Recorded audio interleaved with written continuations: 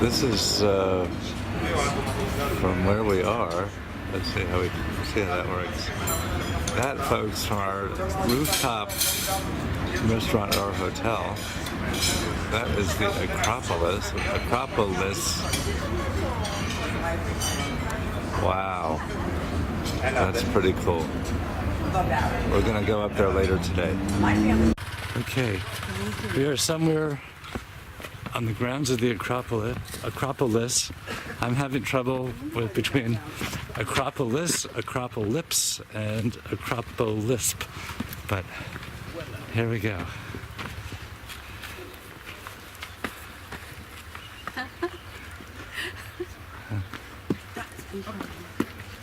This is a theater of some kind. I'll tell you more about it later. Performing on the stage, they were either performing in front of the stage in the so-called proskynio or behind the stage in the paraskynio. And in some cases there would be two groups of artists performing at the same time. The first in front of the stage, the second behind the stage. So spectators could see two different parts of the same play at the same time. Wow. The second part of the theater is the so-called orchestra. That's the surface connecting the stage with the first row of the seats. Ancient Greek drama was divided in acts, exactly like modern theatrical plays. Acts, it's something like, I don't know, a seasonal ticket, something like this. Yeah, look at that. Okay, so these names, and you can read them for us, right? Ιερέως Δημήτρος και Φερεφέτης, ιερέως Διοστέλην του Βούτυπος, ιερέως Θησέως, ιερέως Λιθοφόρου.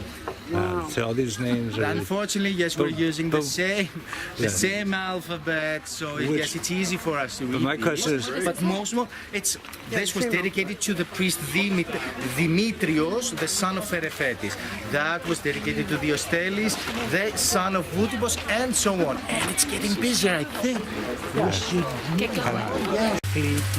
Now, Asclepius was not one of the main Olympian gods, but he was very, very important to everyday people. He was the medicine god. He was the god of healing. The daughter of Asclepius was Ygea. Ygea is simply the Greek word for health. Now,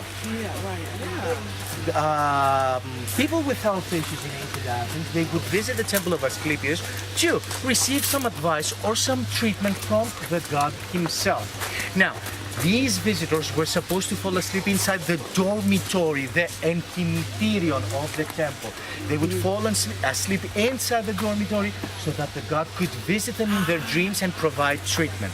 Today we believe that these people who were visiting the temple of Asclepius, they were given laurel leaves by the Asclepius priest. They had to chew these leaves and they would hallucinate.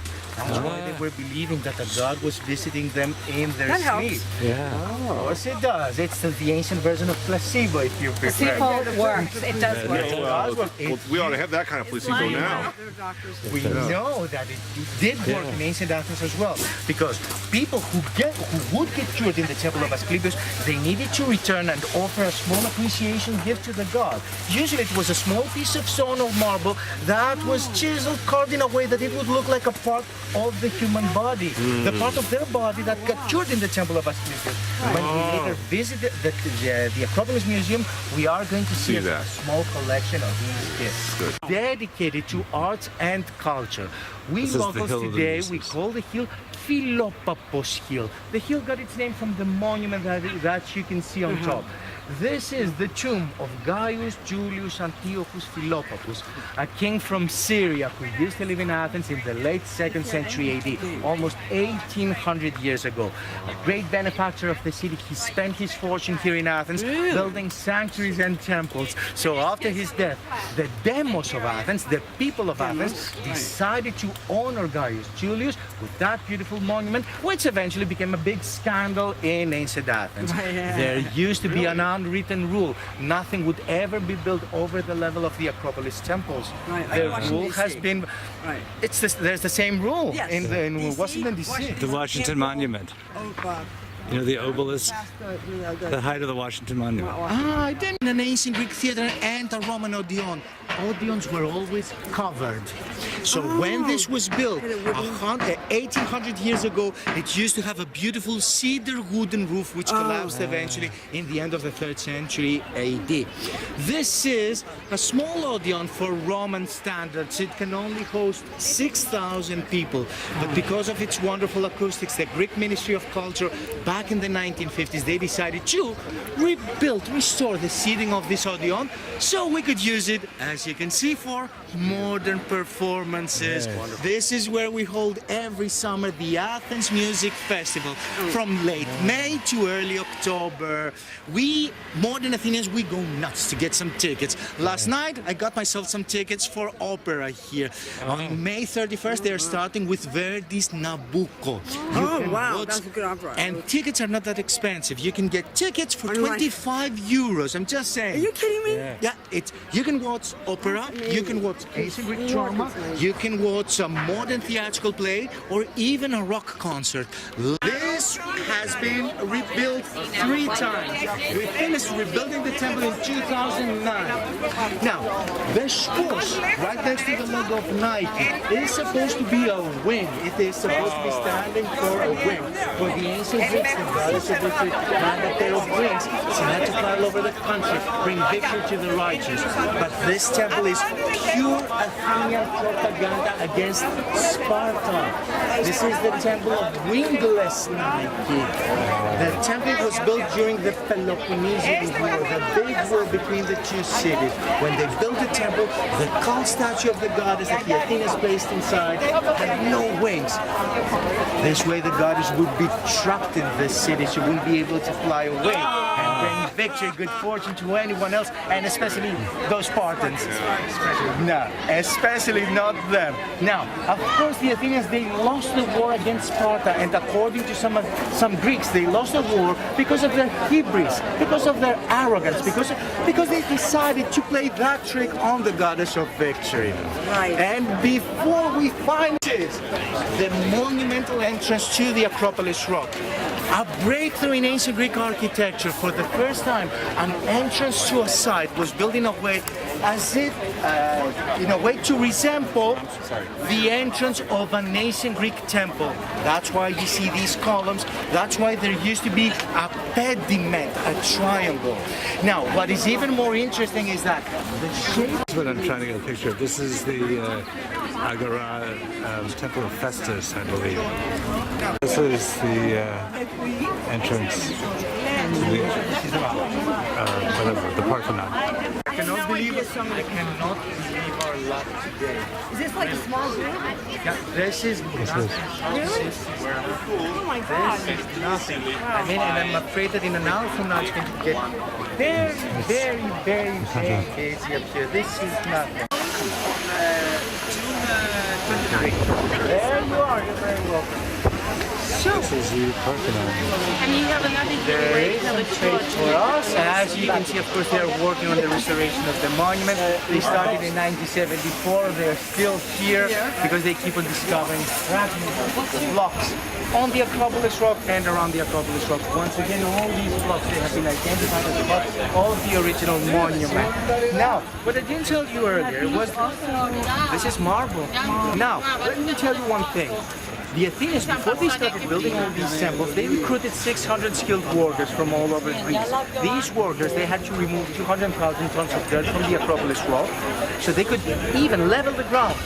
Then, the same workers, they had to carry 100,000 tons of marble up here for the construction, for the building of these temples. What is interesting is that what we are stepping on, this for example, this is marble, this is the natural bedrock of the Acropolis, but this is not exactly the best marble that you can find in the country. Let me remind you, they wanted to build the perfect temples.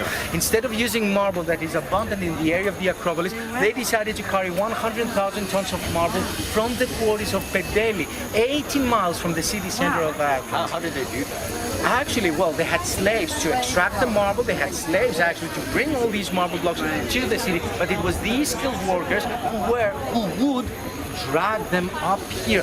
There were no steps in the ancient times, there was only a ramp connecting the gate, the propyla, with the rest of the city. Now, this marble is the best marble that you can find in the Mediterranean. A small piece of this marble, that thick, is almost translucent. It's unbelievable. What? Translucent. Oh. It's perfect. unbelievable. Have a look at these marble blocks, the big ones. They have been extracted from the exact same quarries. Now, each one of these blocks costs more than 200,000 euros. This is the finest and the most expensive marble that you can find in the country. Has no imperfections.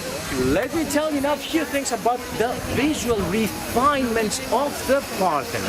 What are they going to do with these marbles? They are going to use this new marble to piece everything back together. Do you see these white shiny parts actually? Now this is new marble that was used to connect parts of the original monument, the old marble trams. So you see where the new and the Somehow they're filling all the missing parts with new material. So, it took the Athenians only 9 years to build the Parthenon, but before they would start building the temple, they had to do their research. The Athenians, they traveled all over Greece. They wanted to see what other Greeks had built before them, so they could avoid repeating some mistakes. Theseus and his people, they discovered something very, very interesting. The human eye is not able to keep on seeing straight lines for too long. After some point, you start seeing things either convex or concave. They wanted to prevent that from happening. Before I continue, let me ask you one question. As you have a look at this long side of the Parthenon, do you only see straight lines, straight horizontal and vertical lines? Any concavities, any convexities? I can talk myself into saying there's... Spoilers here. No, I don't see it. No, it looks very straight. If it looks straight, that means that the ancient Athenians did a great job 2,500 years ago. But there is not one single straight line. That's what's amazing. Let's start with the base. The base is not straight, it's convex like this. The midpoint of the base is 11 centimeters higher than the corners. On the narrow sides, the midpoint is 6.5 centimeters higher than the corners. Have a look at the spaces between the columns. They are wider here in the middle, they are narrower towards the corners of the temple. The columns now, I think it's quite obvious that these columns, they taper. But there's the so-called entasis, the thickest part of each and every one of these columns is somewhere in the middle. It's the third and the fourth marble drum from the ground. So all these pillars, they start thick, they get thicker before they get slim. And once again, it's the pillars. They're not standing on a vertical position. They are tilting. They are leaning inwards. It has been discovered that if you draw straight lines above the columns on both long sides of this temple, these lines would eventually meet somewhere 6,000 feet above ground. Instead of a rectangular shape, the Parthenon has a very peculiar pyramid shape. And of course, I don't know if you're familiar with the so-called golden rule of architecture, the fine proportion 9:4, the golden ratio. Using a golden triangle, but no, anyway, I will look it up, no worries. So, the golden ratio. Now, a fine proportion, a proportion of 9:4. This is the ratio between the length of the temple and the width of the temple. The height of these columns and the width of the pediments, the gables. The spaces between the columns and the upper diameter of each and every one of these columns. Whatever we measure, it's the same ratio, the same proportion. 9:4, 9:4, 9:4. There have been numerous efforts to build copies of this temple throughout the centuries in several parts of the world. There is one copy, a very, very accurate one, in the United States. Nashville, Tennessee. Nashville, Tennessee. Back in the 1930s, this is true, they weird? decided to build a copy of the Parthenon in actual scale.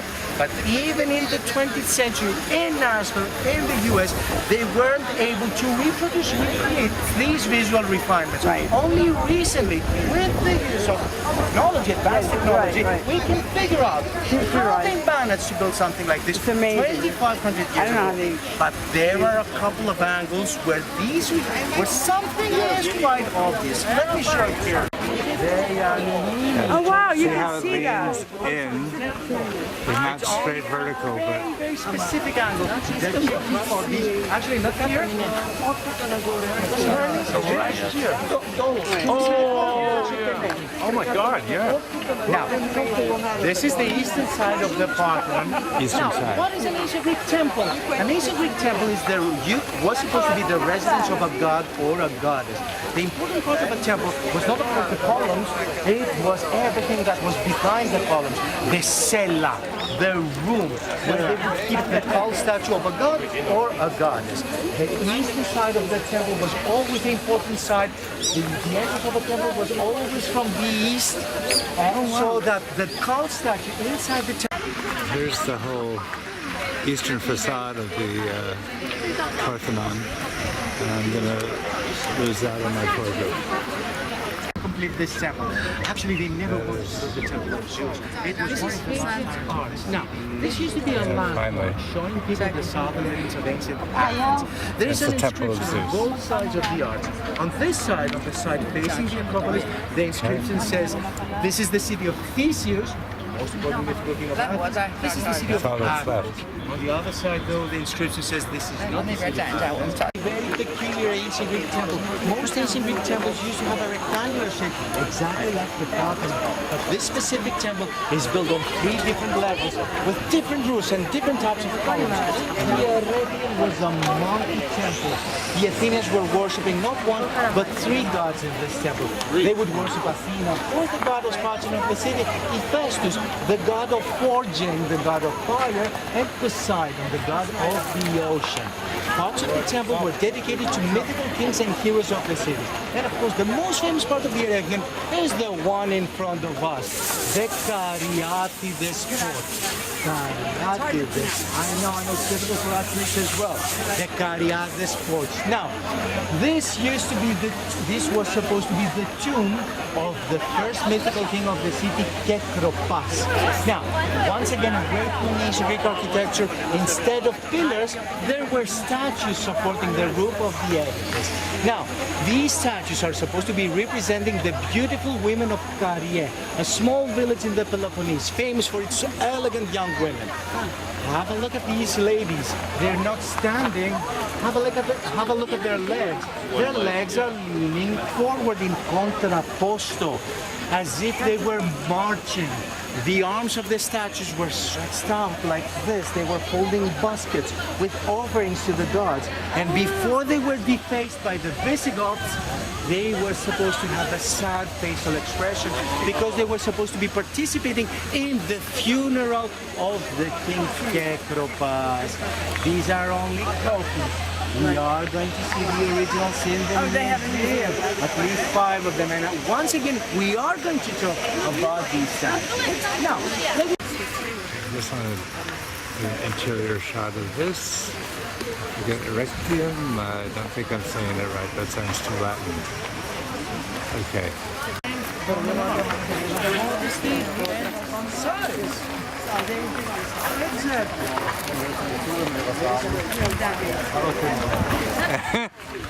I heard that, Lark. Okay. A little bit of restoration work going on.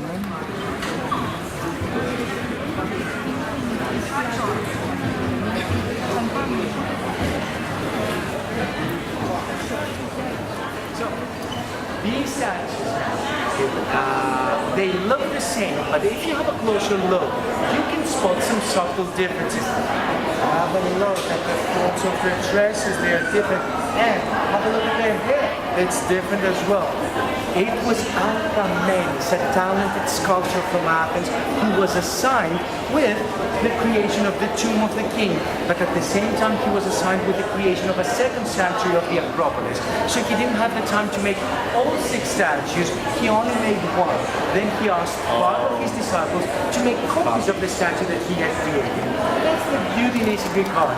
The disciples knew that they needed to follow the rules given to them by the master, but at the same time, there was some space for them to improvise, to add some personal character. So they added We're in the Greek marketplace and we're approaching the temple of Hephaestus. You should know that it's raining. Well, you should know. I know it's raining. Okay, I'm not sure I got to picture this before. So here we go. Oops, I did that too fast. Anyway, this is the interior of the Temple of Hephaestus. Go in there, see if we can get closer to where those lights are up there.